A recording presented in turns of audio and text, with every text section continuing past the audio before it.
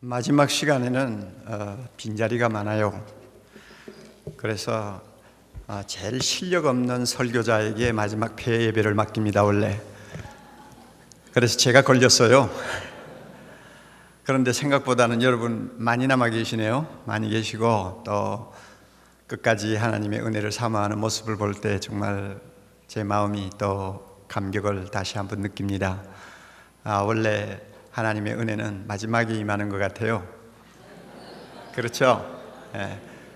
어쩌냐고 정 목사님 이야기 들으니까 벼랑 끝에 앉아가지고 하나님 앞에 부르짖었는데 막바지에 그냥 소낙비도 오고 성령의 불도 오고 막바지에 임하더라고 하는 이야기, 그거 참 인상적인 이야기인데요. 저는 그런 경험이 없어가지고 막바지에 오는지 일찍이 오는지 잘 모르지만 하나님의 은혜는 끝까지 기다리는 자에게 임하시고 또 우리가 가장 낮은 자리에 떨어져 있을 때 임하시는 것, 우리가 경험을 통해서 자주 봅니다. 이런 의미에서 이 시간 하나님께서 저와 또 여러분들에게 필요한 은혜의 말씀으로 다가와 주시기를 바라고 우리 영혼을 다시 한번 새로운 자리에 세워주시는 귀한 시간이 되기를 바랍니다.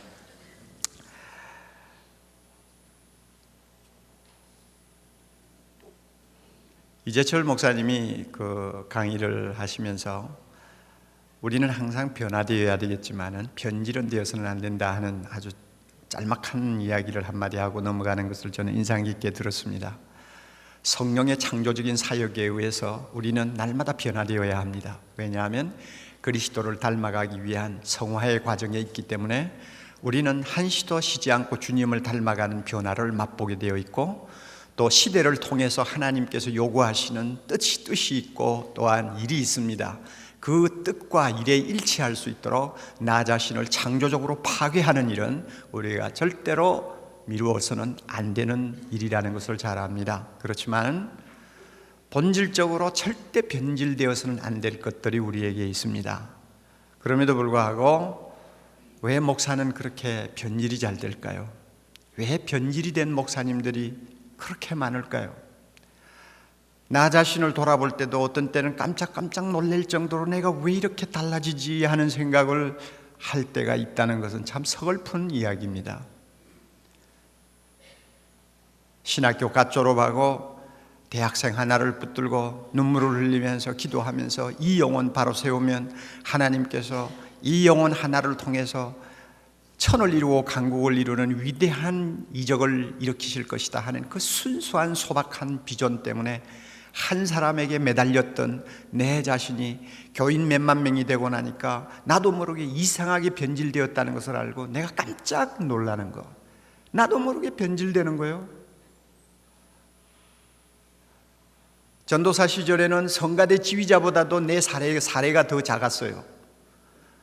그것 때문에 집사람이 참 어떤 때는 마음의 고통을 하는 모습을 제가 보았는데 그것도 까맣게 잊어버렸어요. 그런데 며칠 전에 좀 쉬는 사이에 옛날 일기장을 하나 끄집어내서 읽어보았더니 사례비를 정했는데 성가대 지휘자보다도 전도사 사례비가 적은 것 때문에 집사람이 쏘가리를 하고 있는 이야기가 잠깐 나오더라고요. 그래서 그런 때도 있었구나 생각을 했는데, 그 당시에는 사례비가 얼마냐에 대해서 신경도 쓸 줄 몰랐고 그런 것에 마음이 끌리지도 않았고, 단순히 주님이 나에게 시키신 일을 위해서는 거지가 되어도 좋고 남에게 욕을 먹어도 좋고 주님 앞에 최선을 다하면 된다, 주님 알아주시면 된다 하는 그 일념 가지고 뛰었던 때가 있는데, 지금은 그때와는 좀 많이 달라졌구나 하는 것을 저 자신이 느끼는 거예요.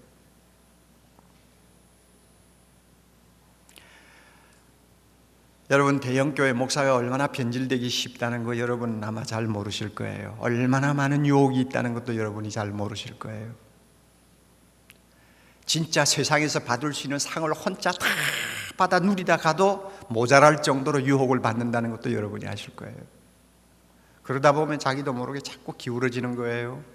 자꾸 자기도 모르게 가치관이 달라지고 그래요.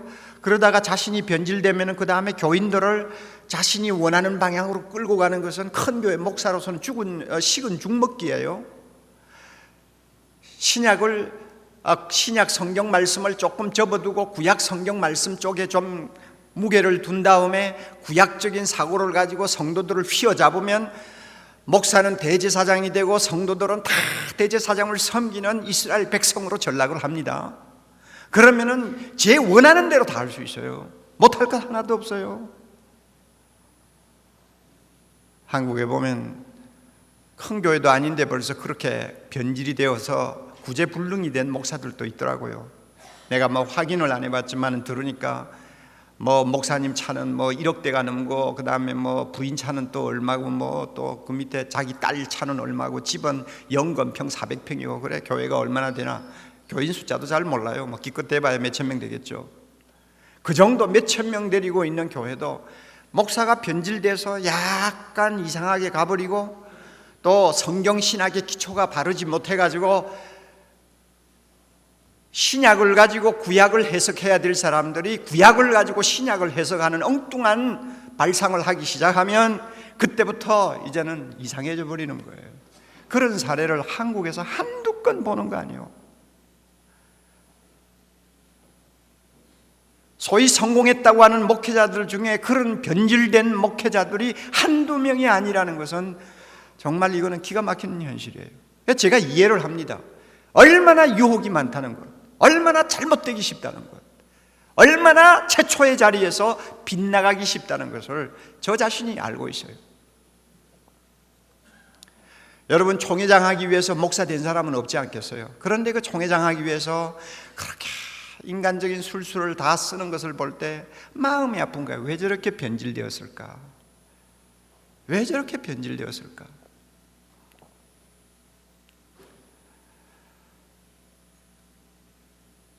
양떼들이 영적으로 갈급해서 정신을 못 차리고 허우적거리는 거 아나 뭐 그냥 뭐 모른 채 하고는 날마다 정치판에 뛰어들어서 일주일 내내 돌아다니면서 할 필요도 없는 일들을 하면서 시간 다 보내고 주일날 돌아가서는 그저 적당히 설교해서 그저 자기 역할을 하고는 그 다음에 돌아가서는 또 옛날 버릇 그대로 하고 하는 목사들이 한두 명이요. 그 사람들이 신학교 갈 때는 그런 마음을 가지고 가진 않았을 거예요. 그 사람들이 목사 안수 받을 때는 그들의 초심이 그렇게 엉망이었지는 않을 거라고요. 그런데 어쩌다가 언제부터 저렇게 변질되었느냐 하는 이야기입니다.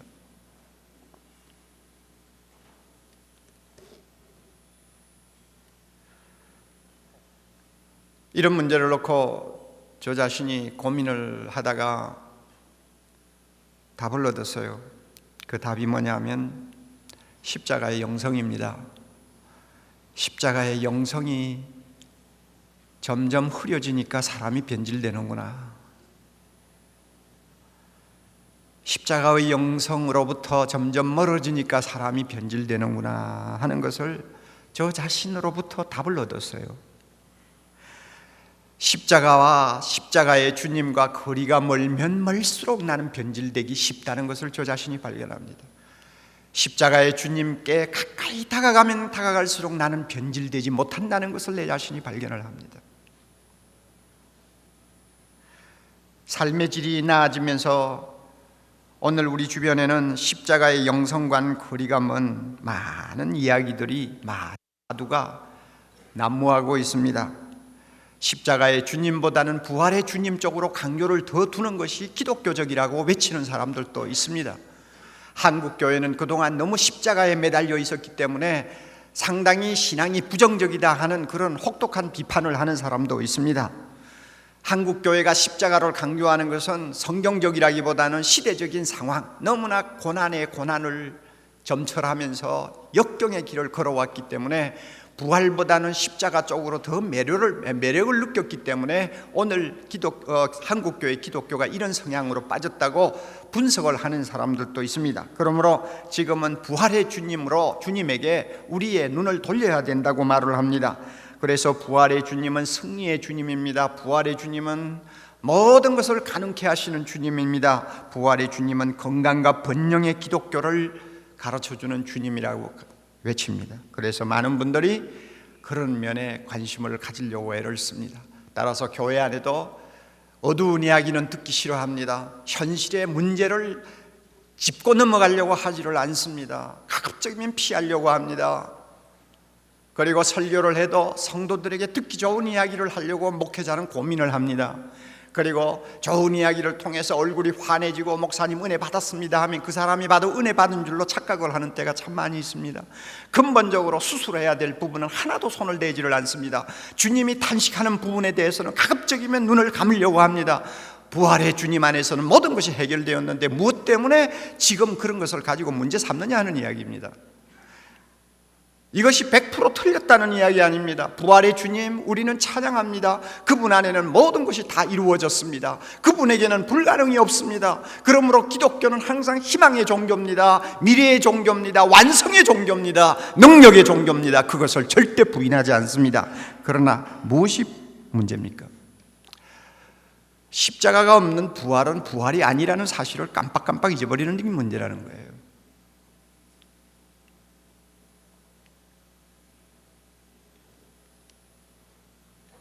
저는 조영기 목사님하고 좀 가까운 편이기도 합니다만은 또 제가 그 교회 가서 집회도 하고 조 목사님 우리 교회 와서 집회도 하고 하면서 사적으로 만나서 뭐 이야기도 듣고 합니다만 제가 그분의 그 신학적인 지론에 대해서 100% 공감해요. 100% 공감한다고요? 1950년대 여러분 얼마나 이 나라가 가난했다는 것은 자타가 다 아는 일 아닙니까? 그런데 기성교회는 가난한 자에 대해서 그렇게 관심을 기울이지 않았어요. 병든 자를 놓고도 안타까워하는 마음이 별로 없었어요. 그것이 그 당시에 교회의 풍토였습니다. 그럴 때 이 가난한 사람들을 살리기 위해서, 이 병든 사람에게 소망을 주기 위해서 하나님의 말씀을 가지고 씨름하다가 결국은 믿는 자에게 능치 못하심이 없느니라, 그 말씀 들고 나와서 믿으면 부자 됩니다, 믿으면 병 낫습니다 하는 메시지를 던진 것, 저 절대 잘못됐다고 말하지 않습니다. 그것은 그 시대를 읽는, 또 그 시대에 필요한 메시지입니다. 그래서 지금 30년, 40년이 지나고 나서 기독교가 기복신앙을 앞세우는 좀 변질된 모습을 우리가 보기는 봅니다만은 그런 부작용이 좀 있다고 할지라도 그것이 잘못된 것은 아닙니다. 그러면 무엇이 문제냐? 그것이 전부인 것처럼 이야기할 때는 우리가 크게 잘못될 수 있고 하나님의 말씀에서 벗어날 수 있다는 것입니다. 요즘에 성공을 많이 논하는 기독교 안의 인사들, 적극적인 사고를 많이 논하고 또 행복의 중요성, 개인이 또 인생을 즐겨야 하는 문제를 놓고 이야기 많이 하는 분들 한번 가보세요. 그것이 다 우리에게는 중요한 요소들입니다만은 한 가지 결여되는 것을 우리는 금방 느낍니다. 십자가가 빠져요. 십자가를 건너뛰어요. 이런 경향들이 목사를 자기도 모르게 변질시켜 버리는 것입니다.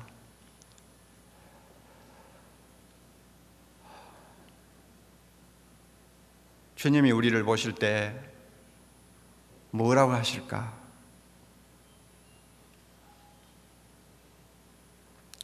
사도 바울을 우리가 가만히 연구해 보면요, 사도 바울의 신학은 십자가 신학입니다. 이것은 아무도 부인 못할 것입니다. 우리 생각에는 부활 신학일 것 같은데 부활 신학이 아닙니다. 그는 십자가 신학입니다. 그의 구원관을 한번 보세요. 로마서 3장 21절 이하에 보면 그리스도 예수 안에 있는 구속으로 말미암아 십자가로 말미암아 십자가의 보혈로 말미암아 하나님의 은혜로 값없이 의롭다 하심을 얻은 자 되었느니라. 이 말씀이 바울의 구원관의 중심입니다. 십자가예요. 그리고 그의 성화론을 한번 보세요. 바울의 성화론을 보면 로마서 6장 1절 이하에 잘 나타나 있습니다.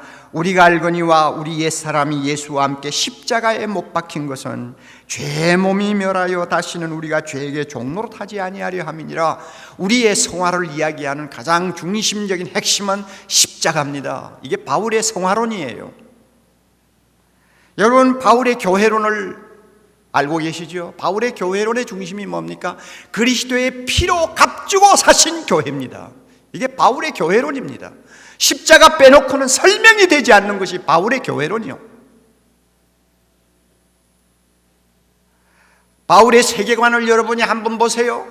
바울의 세계관은 에베소 2장 16절 또 1장 10절 보면 원수된 것을 십자가로 소멸하시고, 원수된 것을 십자가로 소멸하시고 하늘에 있는 것이나 땅에 있는 것이나 그리스도 안에서 통일되게 하는 것이 바울의 세계관이에요. 십자가 빼놓고는 바울의 세계관은 설명을 할 수가 없습니다. 그러니 이런 것을 우리가 바울의 서신을 가지고 검토를 하면 많은 이야기를 할 수가 있습니다. 바울의 목회관을 우리가 보면은 여러분 잘 아시잖아요. 사도행전 20장에 보면 에베소 교인들을 위해서 그가 어떻게 목회했다는 거 잘 알지 않습니까? 날마다 눈물이고 날마다 성도들을 바로 세우기 위해서 밤잠을 자지 못하고 굶주리고 나중에는 자기의 권리조차도 요구하지 아니하는 십자가의 길을 걸어간 것이 바울의 목회입니다. 십자가 빼놓고는 바울의 목회를 이해할 수가 없어요. 그는 성공을 떠버리지 않았어요. 적극적인 사고를 떠버리지 않았어요. 인생을 사는 데 있어서 복을 이야기하지 않았어요. 사람들 듣기 싫은 이야기를 피하지 않았어요. 좋은 이야기든 나쁜 이야기든 교인들에게 유익하다고 하면 공적으로나 사적으로나 그는 말하는 것을 절대로 꺼리지 않았다는 것이 바울의 중심에, 이게 뭐냐면 바울의 목회관의 중심에 십자가가 있다는 이야기입니다. 그렇기 때문에 바울은 변질되지를 않았습니다.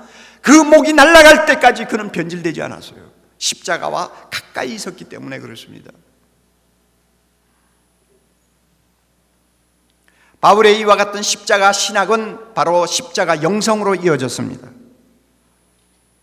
십자가의 신학이 베이스가 되어 있기 때문에 그의 영성은 항상 십자가의 영성이었음을 우리는 금방 말씀을 보면 다 압니다. 오늘 우리가 읽은 고린도전서 2장 1절 이하에 보세요. 그는 무슨 이야기를 합니까?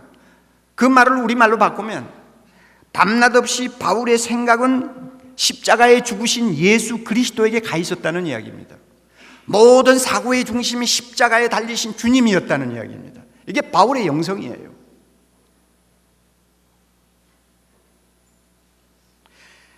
빌립보 2장 5절 이하에 보면 바울의 영성은 십자가의 영성임을 합니다. 하나님과 본체이지만은 하나님과 동등됨을 다 거부하시고 자기를 비워 종의 자리까지 내려오신 주님, 그래서 십자가를 지시고 복종하신 주님, 그분이 바울의 영성의 중심이었어요. 그 주님의 마음을 가지는 것이 바울의 영성이었어요. 자기를 철저히 비우는 것, 그리고 낮아지는 것, 그래서 끝까지 하나님에게 복종하고자 하는, 이것이 바울의 영성의 중심이었는데 그게 뭡니까? 십자가였어요.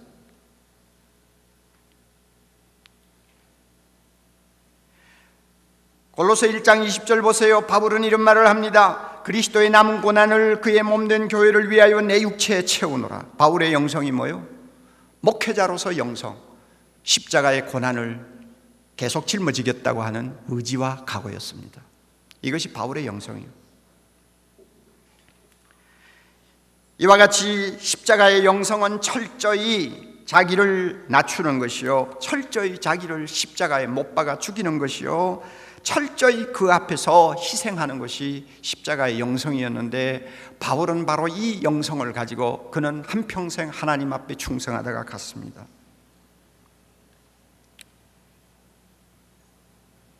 그리스도 예수의 사람들은 그 정과 욕심을 십자가에 못 박았느니라. 남의 이야기가 아니에요. 자기 이야기하는 거예요. 바울이 자기 이야기하는 거예요. 여러분, 오늘날 우리가 관심을 가지는 영성과 바울의 십자가의 영성과 거리가 있다는 것을 우리 모두가 인정하지 않습니까? 특별히 여기 젊은 우리 후배 교육자들, 여러분이 지금 듣고 또 강의 듣고 생각하는 영성은 어떤 스타일의 영성입니까? 어떤 성격의 것이요? 그 영성의 중심에 무엇이 있습니까?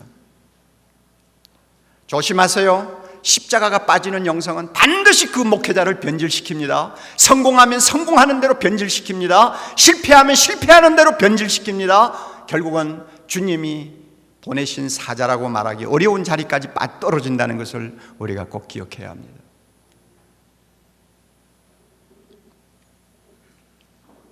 저는 한국 교회가 지나치게 미국 교회의 영향을 받는 것을 굉장히 우려하는 사람 중에 하나입니다. 그리고 한국 교회 목회자들이 지나치게 미국 교회 목회자들의 정신적 또 신학적 또 사상적 가치관의 영향을 받는다는 것에 대해서 상당히 우려를 하고 있습니다. 우리가 알고 있는 미국 교회는 3, 40만 개 되는 교회 중에서 불과 1%밖에 안 됩니다. 왜? 기라성처럼 떠오르는 몇 교회를 통해서 그것이 모든 미국 교회를 대표하는 것처럼 착각하고 있고, 그 기라성 같은 목회자들이 써낸 책들을 통해서 우리는 음으로 양으로 영향을 받는 일들이 많아요. 그분들이 훌륭합니다. 정말 우리와 비교되지 아니할 만큼 경건합니다. 그건 내가 인정합니다. 그렇지만은 여러분, 미국이라고 하는 배경을 우리가 놓고 볼 때 우리는 미국 교회를 무조건 따르는 것은 굉장히 위험합니다. 미국은 세계 초강대국입니다. 아무리 성경적으로 바른 해석을 한다고 해도 미국 교회 목사들은 자기의 상황을 벗어나서 성경을 보지 못합니다. 그 상황에 자기들은 영향을 받는 것입니다. 그 사람들은 지난 반세기 동안 그 본토에 어떤 전쟁이라는 것이 없었어요. 그리고 지금까지 계속 부를 누리고 살아왔지 않습니까? GNP를 따지면 우리나라와 한 5배 차이입니다만은 축적된 부를 따지면 우리나라와 20배 이상의 차이가 나는 나라 아닙니까? 그 나라에서 목회하는 목사들입니다. 그러므로 그들은 굉장히 실제적입니다. 그리고 상당히 계산적입니다. 상당히 인간적입니다. 제가 이렇게 말해도 잘못되지 않는다고 생각합니다. 우리 비해서는 굉장히 인간적이에요. 현실적이에요. 그들의 책을 보면 알아요. 그러므로 어떤 때는 우리가 생각하던 가치관하고 정면 충돌하는 이야기들이 그들의 입에서 나오는 것을 자주 봅니다. 왜냐하면 그들의 문화의 배경 때문에 성경을 보는 안목이 우리하고 다르다는 것입니다. 그럼에도 불구하고 우리는 그들의 영향을 너무 많이 받고 있습니다. 비교가 안 되는 상황에서 우리는 살고 있고, 그래서 우리는 하나님의 말씀을 주목하면 미국 사람들보다, 미국 교회 목회자들보다 훨씬 유리한 조건이 하나 있는데, 그것이 뭐냐 하면 십자가의 영성을 이해할 수 있는 폭이 우리 쪽이 훨씬 크다는 것입니다. 그래서 우리가 그들에게 가르쳐야 될 입장이 되어야 되는데 거꾸로 우리는 영향을 받고 있다. 그래서 5만 가지 프로그램, 5만 가지만 좀 좋다 하면 전부 다 끌어다가 한국 시장판에서 장사하는 세상이 되어버렸다 그 말이에요. 그러니까 우리가 비판 없이 정확하게 분석하지 않고 받아들이면 온갖 잘못된 것을 오염되어 버릴 위험이 있는 것이 오늘날 우리의 현실이요, 우리의 사고입니다. 우리는 말씀을 주목해야 합니다. 우리가 미국 교회 목사들을 가르쳐야 됩니다. 왜냐하면 성경이 말하는 진짜 영성은 십자가의 영성이기 때문에 그 영성은 고난이 무언가를 아는 우리를 통해서 그들이 배워야 돼요. 한국 교회를 통해서 미국 교회가 배워야 돼요. 저는 이용도 목사님에 대해서 젊었을 때도 관심을 조금 가졌습니다만은 최근에 이제 감리교회에서 그를 복권시키고 나서 이제 그에게 대한 책을 좀 읽어보았습니다. 그는 신비주의자입니다. 그러나 그 사람의 짧은 33년의 생애 마지막에 가서 약간 좀 너무 교계로부터 반발을 받으니까 조금 참 아쉬운 부분이 있는 행동을 한 것은 사실입니다만 그분의 중심은 정확합니다. 한국이 낳은 탁월한 신학자입니다. 탁월한 목회자입니다. 부흥가입니다. 그래서 우리는 그분에 대해서 연구한 자료들을 좀 검토할 필요가 있어요. 비록 시대는 그때와 지금이 너무나 다르지만은 십자가를 이해하는 부분에 있어서는 그분에게 배워야 할 것이 참 많다고 생각을 합니다. 우리는 너무 깊지를 못해요. 그래서 그분의 글을 읽는 중에 그분이 그 당시에 세계를 제패하고 권력을 휘두르던 구라파 교회에 대해서 이런 말을 쓴 것을 보았습니다.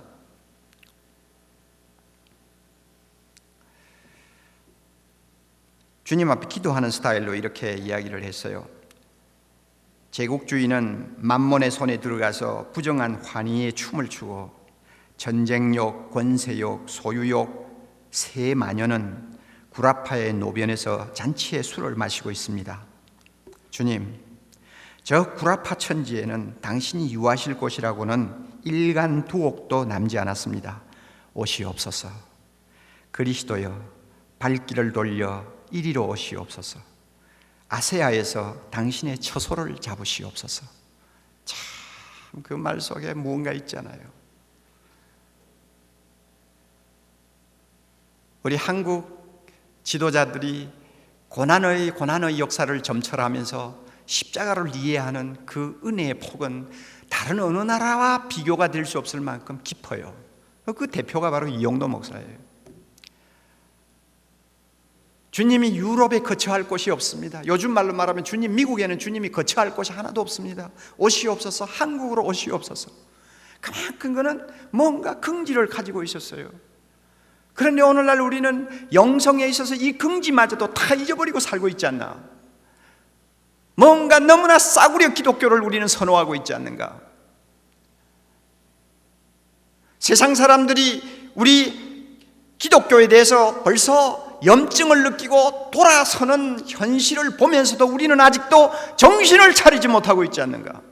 내 교회만 조금 부흥하면 천지가 다 잘 되는 것처럼 착각해버리는 환상에 젖어 있지 않는가? 우리는 다시 우리 자신, 변질된 우리 자신을 십자가 앞에서 다시 보아야 합니다. 바울의 십자가의 영성으로 우리가 눈을 돌려야 합니다. 여러분, 우리 안에 꿈틀거리는 탐욕은 어디서 오는 것일까요? 자꾸 높아지려고 하는, 그리고 대접받으려고 하는 마음은 어디에서 생기는 것일까요? 남하고 비교하면서 자기를 자꾸 비하시키고 다른 사람을 부러워하는 이 마음은 어디서 오는 것일까요? 조금만 무엇이 잘 돼도 자기 자랑하기에 바쁘고 유명해지려고 하는 이 본성은 어디에서 오는 것일까요? 겉으로는 신학으로 옷을 입히고 겉으로는 아름다운 이론을 옷을 입혔지만 속에 들어가 보면은 그것은 주님의 사람으로서는 생각할 수 없는 어떤 의식을 갖고 있는 이 변질된 모습은 어디서 오는 것일까요? 성도를 위해서 희생하려고 하고 성도를 위해서 자기 생명을 던지려고 하는 자세보다는 어떻게 하든지 성도를 이용해서 자기가 좀 더 인생을 즐겁게 기쁘게 그리고 의미 있게 살려고 애쓰는 이 어떻게 보면은 주객이 전도되어 버린 이 사고방식은 어디에서 오는 것일까요? 다 십자가에서 거리가 멀어졌기 때문에 나타나는 변질 현상입니다. 그러므로 중요한 것은 십자가와 나 사이의 찍은 거리가 얼마나 되느냐 하는 것을 항상 우리는 재를 가지고 재야 됩니다. 나하고 십자가의 주님과의 가장 가까운 거리는 얼마나 될까? 얼마나 될까? 이건 영적인 거리입니다. 얼마나 될까? 가까울수록 더 좋겠죠. 더 가까이 갈수록 더 좋겠죠. 그러나 거리가 멀다면 이것은 분명히 문제가 생긴다는 것. 베드로가 멀찍이 주님을 따라가다가 나중에는 완전히 실패하는 것처럼 우리 역시 십자가에서 거리가 멀면 멀수록 실패할 확률이 많고 시험받을 확률이 많고 주님의 영광을 땅에 떨어뜨릴 확률이 많다는 것을 알고 날마다 나와 주님과의 십자가의 주님과의 찍은 거리는 얼마나 될까? 이것을 매일 한 번씩 점검하는 것, 이것이 우리에게 얼마나 중요한지 모릅니다.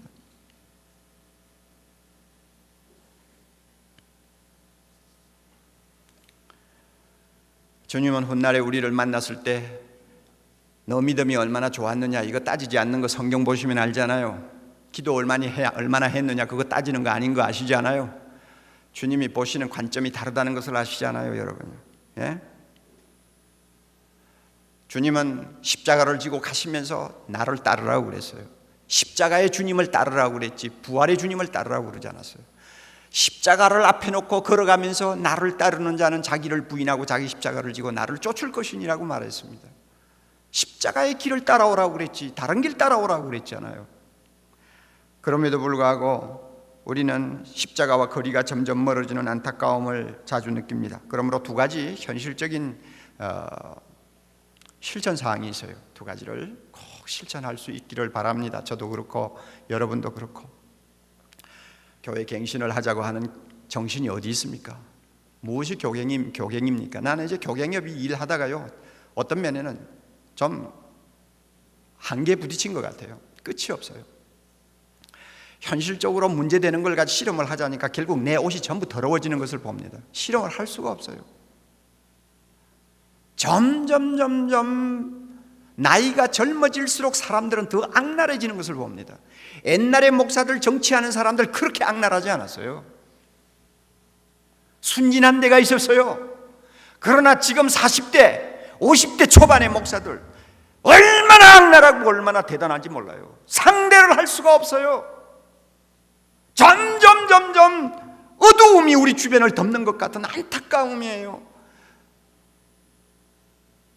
저 사람들이 신학교 갈 때는 저러려고 가지를 않았었는데 어쩌다가 저렇게 변질이 되어버렸나 하고 생각하면 가슴이 아프단 말이에요. 그래서 나도 모르게 요즘에는 눈을 감고 기도하다가는 어떤 목사 이름을 들고 나도 모르게 기도하게 돼요. 너무 안타까워서요. 그런데 그 사람들 일일이 데리고 싸워야 갱신이 됩니까? 할 수 없는 거 아니에요. 그런데 갱신하자고 모인 우리 목회자들도 저 자신부터 시작해서 뭔가 나사가 하나 빠진 것 같은 답답함을 느낄 때가 많아요.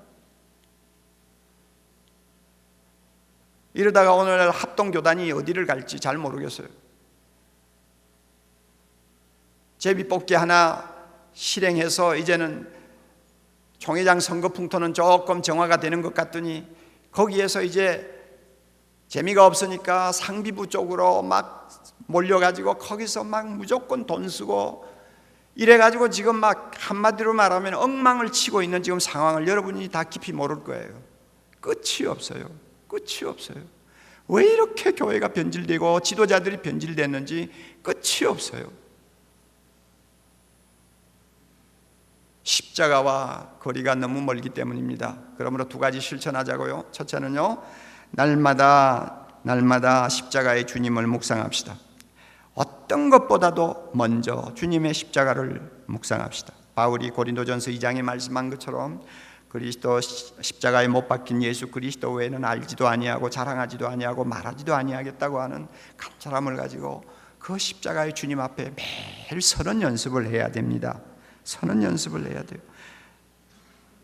나를 사랑하사 나를 위하여 자기 몸을 버리신 예수님을 늘 마음에 두고 그분을 생각하고 그분이 오라고 하는 길이 어딘가를 다시 한번 귀담아 듣고 그분이 가라고 손가락질하는 곳이 어딘가를 다시 한번 우리가 확인하고 하루하루를 시작하는 십자가의 영성을 가져야 됩니다.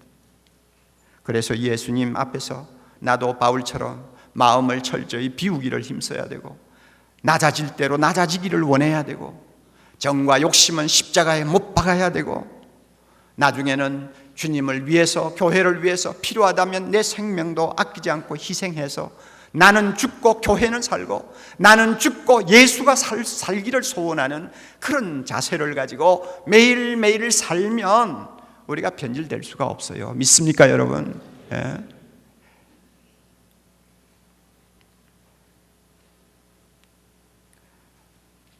제가 찬송가 중에서 크로스비 찬송을 참 제일 좋아합니다. 페니 크로스비 찬송을 좋아하는데 그분의 찬송가 중에서 이 십자가를 날마다 가까이 하기를 간절히 바라면서 부르는 찬송가가 몇 개 있죠. 십자가로 가까이 Jesus keep me near the cross라고 하는 이런 찬송, 십자가로 가까이 나를 인도하옵소서. 가까이. 왜 그런 찬송을 이 거룩한 시인이 계속 이야기합니까? 왜 자꾸 십자가에 가까이 인도해달라고 이야기를 합니까? 우리가 그 사실을 깊이 우리가 주목해야 됩니다. 그리고 219장 같은 주의 음성을 내가 들으니 우리나라 가사는 참 번역이 정말 잘못됐어요. 내가 매일 십자가 앞에 가오니, 내가 간다고 돼 있지 않아요. 원문에는 들어오미에 나를 십자가의 주님 앞으로 이끌어 주옵소서. 주님이 피 흘리신 보혈의 십자가 옆으로 나를 인도해 주옵소서. 가사가 그런데 우리나라 가사는 엉뚱하게 거꾸로 지금 번역이 돼 있어요. 그런데 이런 참 경건한 시인이 왜 날마다 주님 앞에 기도하기를 나를 들어오미 to the cross, 왜 십자가 앞으로 자꾸 인도해달라고 기도합니까? 그만큼 경건하면 됐지, 그만큼 주님 위해서 살면 됐지, 무엇 때문에 날마다 십자가 앞으로 더 가까이 인도해달라고 기도합니까? 이유가 있어요. 그것이 하나님의 종으로서 예수님을 따라가는 데 있어서 생명이기 때문에 그렇습니다. 그 십자가의 주님을 묵상하지 아니하고 그분 앞에 가까이 다가가려고 하는 노력이 없이는 어떤 거룩한 것도 잘못되고 어떤 선한 것도 부패한다는 것, 이것을 우리가 여기에서 배우는 거예요.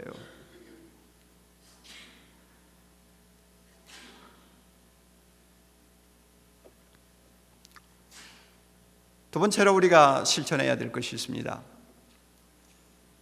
참으로 십자가의 길을 걸어가기를 소원하는 위대한 선배들, 동료들을 늘 마음에 두고 자기와 비교하세요. 이건 실제적인 비교입니다.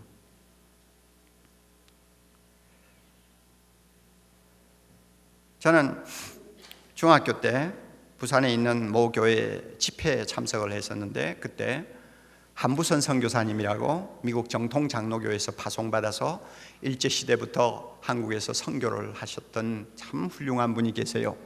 그분 가족이 나와서 특송을 하는 것을 지금도 저는 생생하게 기억을 하고 있어요. 그 특송의 그 특송한 찬송가는 이겁니다. 우리가 잘 아는 대로 주 달려 죽은 십자가 우리가 생각할 때에, 마지막 절은 마지막 절이 뭐죠? 온 세상 만물 가져도 주내 못 갚겠네. 그 당시 가사는 특별한 사랑 받은 나 몸으로 재물 삼겠네. 그 선교사님 부부와 딸 둘, 아들 하나 그렇게 서서 찬송가를 부르는데, 왜 그 십자가의 찬송을 특별히 선택해서 불렀을까? 그 어린 나이에는 제가 미처 잘 몰랐어요. 그러나 제가 점점 나이가 들고 신학을 하면서 그때 그 아름다웠고 은혜스러웠던 장면을 마음에 떠올릴 때마다 이 선교사님은 매 십자가를 마음에 두고 살았구나. 그랬으니까 일제시대에 선교사들을 다 추방할 때도 이 선교사는 한국을 떠나지 않고 신사참배 반대하다가 평양 감옥에 갇혀서 옥살이를 했죠.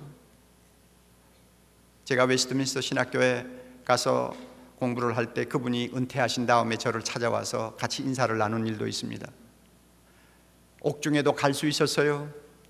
다른 선교사들과 달리 주님을 위해서 끝까지 자기를 희생할 줄 아는 아름다운 모습을 한국교회에 심어주었어요.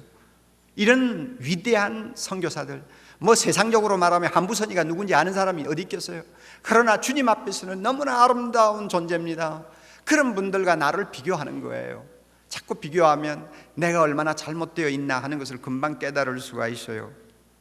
저는 지난번 일본 목회자 세미나를 이 서양관에서 했습니다. 제자훈련 세미나죠. 그래서 일본 목회자들이 40몇 명인가 왔는데요. 한 주간 세미나를 마치고 이제 우리 교회 주일날에 와서 설교하시는 목사님이 한 분 계셨는데, 기다니 신조 목사님이라는 분이에요. 그런데 그 부부가 이제 제 사무실에서 이런 이야기 저런 이야기를 나누는데, 제가 얼마나 마음으로 감동을 받고 또 부끄러웠는지 모릅니다. 여러분, 일본 목회가 얼마나 어렵다는 거 아시죠?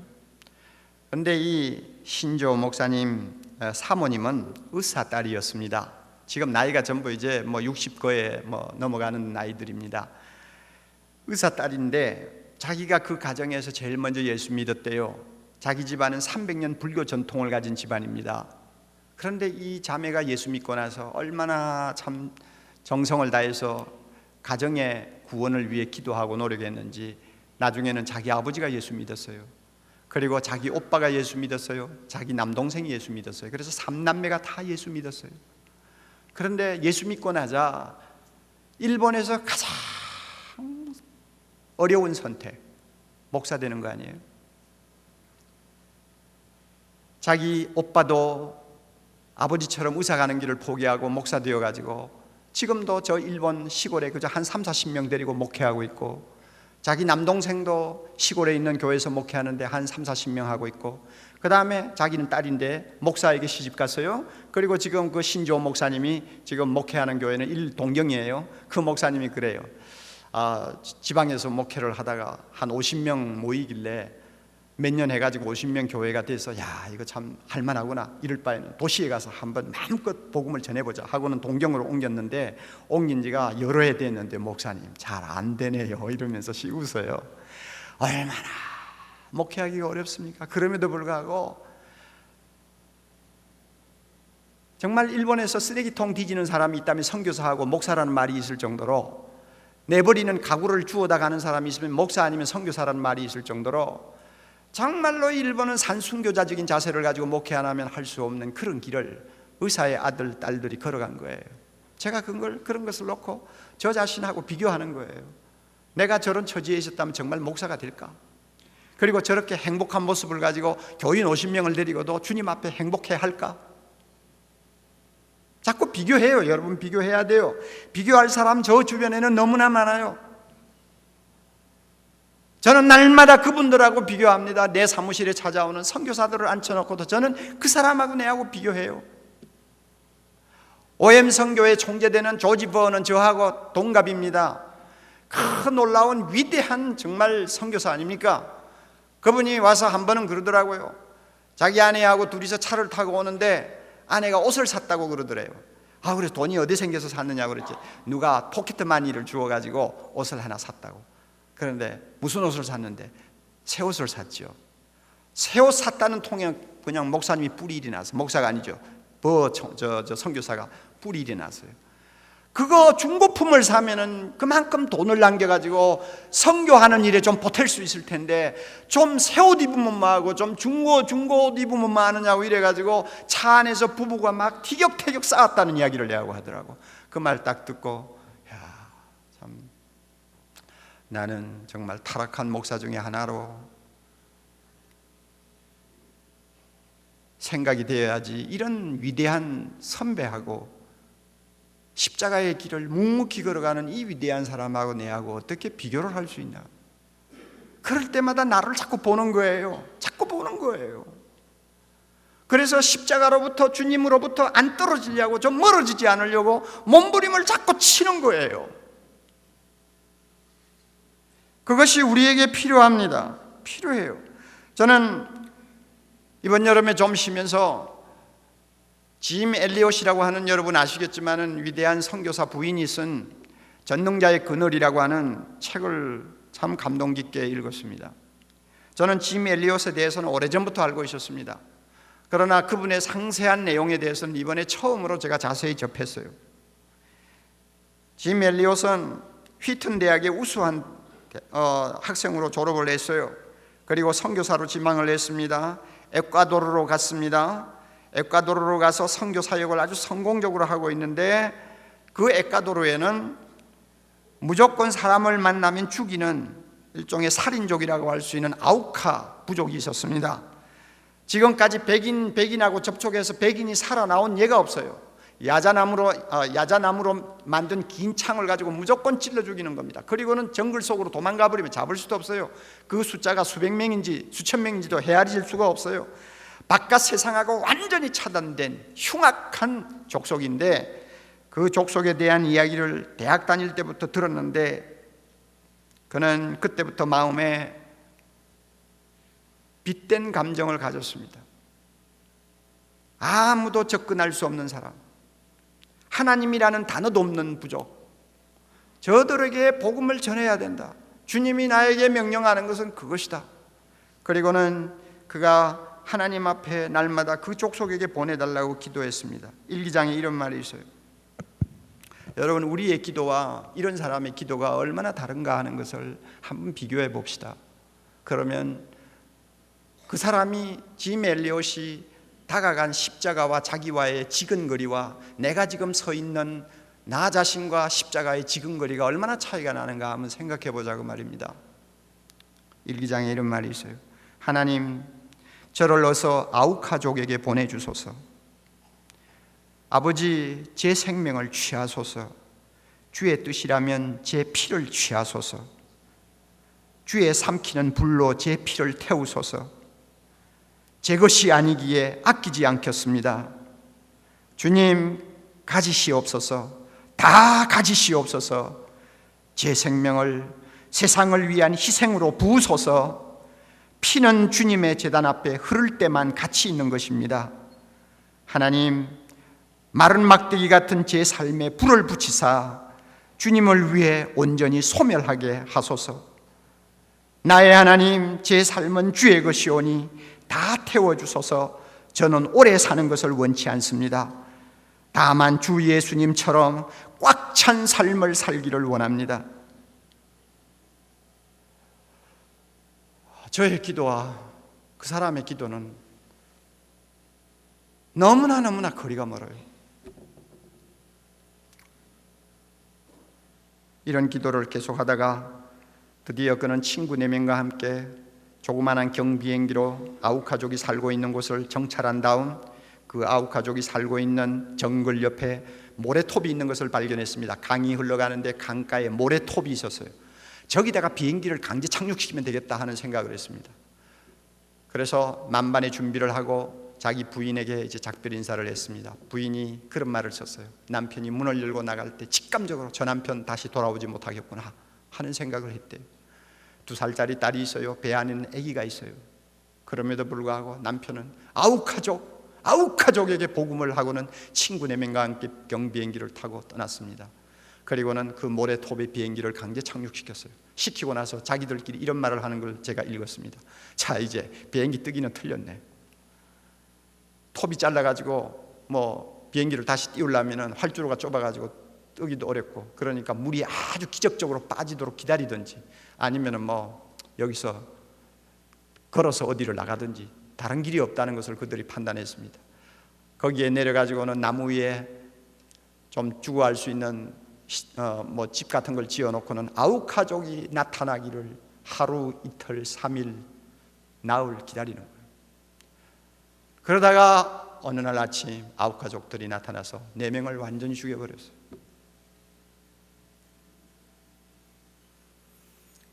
나중에 유복자로 남아있는 그분의 아들이 선교사가 되어가지고 아우카족을 위해서 선교사로 다시 사역을 시작한 것을 제가 읽은 일이 있습니다. 여러분은 지금 자기와 비교하는 대상이 누구예요? 사랑의 교회 옥목사입니까? 여러분은 누구를 비교하는 거예요? 큰 교회 가졌다고 해가지고 많은 사람에게 이런 말, 그 이름이 오르내리는 어떤 사람입니까? 벌써 우리 자신이 누구와 나를 비교하느냐가 나 자신이 지금 제 위치에 서느냐 서지 않느냐 아주 중요한 문제를 해결하는 관건이에요. 십자가의 뒤를 가급적이면 가까이 따라가려고 몸부림치는 사람을 여러분 옆에 놓고 비교하세요. 그러면 자주 내가 얼마나 변질되었는가를 발견하게 될 것입니다. 내가 얼마나 속물이라는 것을 발견하게 될 것입니다. 그럴 때마다 정신 차리고 회개하고 주님의 십자가를 바라보고 두 손 들고 다시 방향을 바꾸어 주님 앞으로 달려가야 됩니다. 이렇게 해도 내가 건전하게 마지막까지 주님 앞에 칭찬받을 수 있도록 살까 말까인데 그것마저도 포기해버리고 우리가 되는 대로 생활한다면 나중에 여러분 주님 앞에 가서 도대체 무슨 면목으로 서겠어요?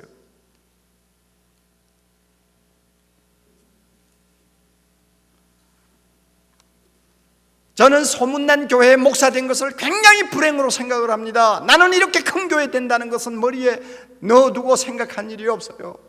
그래서 제자훈련 착실히 해가지고 한 사람이라도 주님이 원하는 삶을 살 수 있는 평신도 만든다는 이 꿈 가지고 지금까지 25년을 걸어왔는데 하나님이 무엇 때문에 공간도 없는 교회에 자꾸 이렇게 사람을 보내주는지 알 수가 없어요. 저는 솔직히 싫어요. 왜냐하면 사람이 많아질수록 한 영혼에 대한 가치가 자꾸 내 눈에서 사라져요. 그리고 쓸데없는 칭찬 많이 들어요. 나는 이런 거 싫어요. 주님이 분명히 말씀하셨어요. 세상에서 상 받은 사람은 하나님 나라 오면 상 없다고 그랬어요. 짐 엘리옥 같은 사람 29살에 세상 떠났어요. 아니요, 28살에 세상 떠났어요. 28살에 악구가족 하나 구원하려다가 세상 떠난 이 사람이 주님 앞에 가서 받는 상하고 내가 받는 상하고 여러분 비교가 되겠어요? 나는 세상에서 너무 많은 걸 받았어요. 이렇게 많이 받아가지고 나중에 주님 앞에 가면 벌거숭이가 될 확률이 굉장히 많아요. 그렇다고 내가 내 입장을 다 포기해버리고 어디로 도망도 못 가지 않습니까? 그러므로 나에게 있어서는 큰 교회라는 것은 너무너무 무거운 십자가예요. 나를 변질시키기 마침 좋은 너무나 좋지 않는 환경이에요. 그러므로 저는 저보다도 앞서가는 사람, 저보다도 더 주님 가까이 바짝 다가가는 형제 자매들을 볼 때마다 그분에 대해서 알고 싶어하고 그분에 대해서 그분과 나를 자꾸 비교하려고 하는 버릇이 생겼어요. 이것은 나쁜 것이 아니라고 저는 생각합니다. 우리 모두가 나중에 주님 앞에 가서 어떤 사람으로 서느냐가 중요한 것이지 세상에서 사람들이 무엇이라고 하느냐가 중요한 거 아니에요. 여러분 이거 믿습니까? 그렇다면 십자가의 영성을 회복합시다. 십자가의 영성을 회복합시다. 이것이 교회 갱신의 지름길입니다. 여러분 교회가 작아서 고생하는 것을 가지고 여러분 그것을 마치 불행한 것처럼 생각지 마세요. 여러분이 목사기 때문에 동창에 비해서는 가난하다는 것 때문에 부끄러워하지 마세요. 여러분이 복음 바로 전하려다가 욕먹고 사람들로부터 여러분 배척당하는 일이 있어도 여러분 그것을 가지고 안타깝게 여기지 마세요. 그것이 다 주님이 가신 길이에요. 오직 십자가의 길을 따라 주님을 본받으려고 하면 그 다음에 부활의 영광이 우리에게 찾아옵니다. 하나님이 은혜 주실 때는 정말로 엄청나게 은혜 주실 때가 많아요. 위로하실 때는 말로 못할 정도로 위로합니다. 안 될 것 같은 일들이 잘 되는 일들이 생겨요. 여러분 그리스도 안에는 능치 못하심이 없다는 말이 맞아요. 하나님의 은혜만 역사하면 얼마든지 가능해요. 어쩌니게 정 목사님 설교 들었잖아요. 하나님의 은혜가 있는 곳에는 모든 것이 가능해요. 그러나 우리의 자세가 바로 될 때 은혜가 역사하는 것입니다. 십자가를 지고 가시는 주님 뒤를 따라가려고 하는 순수한 마음 가지고 나의 십자가의 영성을 계속 붙들고 있으면 거기에는 은혜의 샘이 솟게 되어 있습니다. 이와 같은 은혜가 여러분의 삶과 사역에서 매일매일 이어질 수 있기를 바랍니다.